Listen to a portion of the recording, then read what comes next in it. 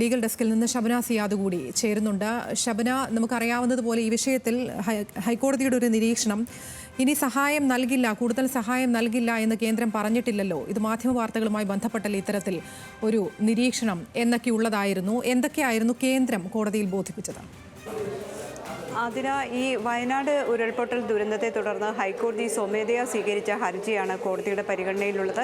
ഈ ഹർജി പരിഗണിക്കുമ്പോൾ തന്നെ കോടതി വ്യക്തമാക്കിയിരുന്നു കേന്ദ്രത്തോട് ആവശ്യമായ സഹായം സംസ്ഥാനത്തിന് നൽകണം. കാരണം സംസ്ഥാനത്തിനെ കൊണ്ട് മാത്രം ഇത്തരത്തിലൊരു പുനരധിവാസം സാധ്യമായ സാഹചര്യമല്ല.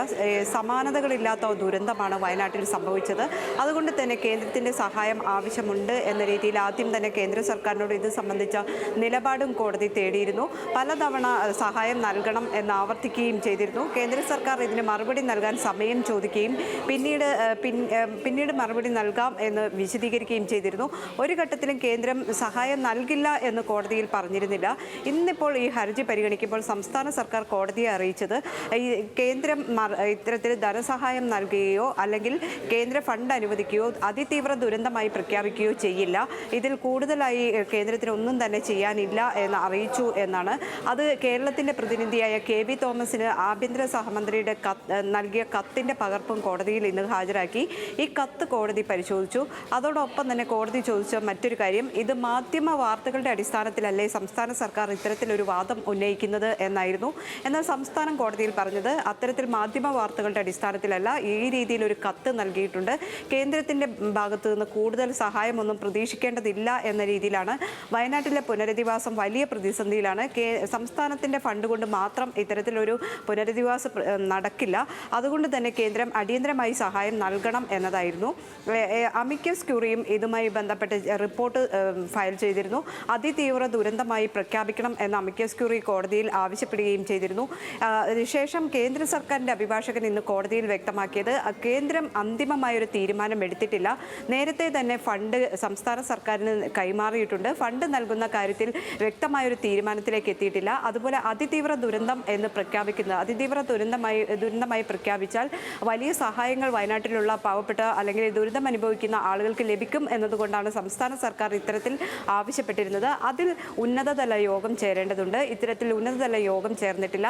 അതിനാൽ കൃത്യമായൊരു തീരുമാനത്തിലേക്ക് എത്തിയില്ല എന്നതായിരുന്നു കേന്ദ്ര സർക്കാരിൻ്റെ അഭിഭാഷകൻ ഇന്ന് കോടതിയിൽ പറഞ്ഞത്. കോടതി അപ്പോൾ ചോദിച്ചത് 4 മാസമായി വയനാട്ടിൽ ഇത്രയും വലിയ ഉരുൾപൊട്ടൽ ദുരന്തമുണ്ടായിട്ട് ഇതുവരെയും യോഗം ചേർന്നില്ലേ, എന്തുകൊണ്ടാണ് ഇത്തരത്തിൽ വൈകുന്നത് എന്ന് കോടതി ചോദിക്കുകയും അടുത്തയാഴ്ച ഇത് സംബന്ധിച്ച് നിലപാട് അറിയിക്കാൻ കോടതി കേന്ദ്രത്തിനോട് ആവശ്യപ്പെടുകയും ചെയ്തിട്ടുണ്ട്. കേന്ദ്ര സർക്കാരിൻ്റെ അഭിഭാഷകൻ ഇതനുസരിച്ച് അടുത്തയാഴ്ച നിലപാട് അറിയിക്കാം എന്നാണ് വ്യക്തമാക്കിയിട്ടുള്ളത്. സംസ്ഥാനവും ഇത് തന്നെ ആവശ്യപ്പെട്ടു. എത്രയും വേഗം ഫണ്ട് നൽകിയില്ലെങ്കിൽ പുനരധിവാസം അവതാളത്തിലാകും എന്ന് തന്നെയാണ് സംസ്ഥാന സർക്കാരും അറിയിച്ചത്. ഏതായാലും അടുത്ത വെള്ളിയാഴ്ച ഈ ഹർജി പരിഗണിക്കാനായി കോടതി മാറ്റിയിട്ടുണ്ട്. ശരി, ഷബന സിയാദാണ് ലീഗൽ ഡെസ്കിൽ നിന്ന് വിശദാംശങ്ങൾ നൽകിയത്. ബിനിൽ ലീല സാബു കൂടി ചേരുകയാണ്. ബിനിൽ, ഈ വിഷയവുമായി ബന്ധപ്പെട്ട് വയനാട്ടിലെ ചൂരൽമലയിലെ ആളുകൾ പ്രതികരിക്കുന്നത് ബിനിൽ കേട്ട് കാണുമെന്ന് ഞാൻ പ്രതീക്ഷിക്കുന്നു. ഇതുമായി ബന്ധപ്പെട്ട് കേന്ദ്രം കേരളത്തോട് സ്വീകരിക്കുന്നത് ഒരു വെല്ലുവിളിയാണ്, ഒരു വൈരാഗ്യ ബുദ്ധിയോടുകൂടിയുള്ള നിലപാടാണ് കേന്ദ്രം കേരളത്തോട് സ്വീകരിക്കുന്നത് എന്നുള്ളതാണ് വിവിധ കോണുകളിൽ നിന്ന് വന്ന പ്രതികരണങ്ങൾ നമ്മൾ രാവിലെ കേട്ടതാണ്. ഈ വിഷയത്തിൽ എന്തായിരിക്കും സർക്കാരിൻ്റെ തുടർ നീക്കം?